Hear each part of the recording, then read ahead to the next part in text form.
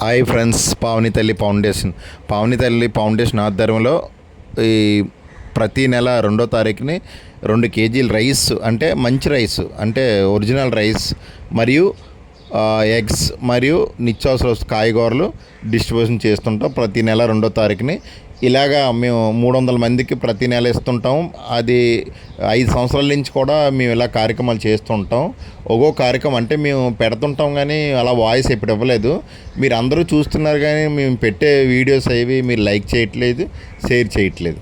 దయచేసి మీరు లైక్ చేసి షేర్ చేయండి. నాకు ఇంకా ప్రోగ్రామ్ చేయాలనిపిస్తుంటుంది.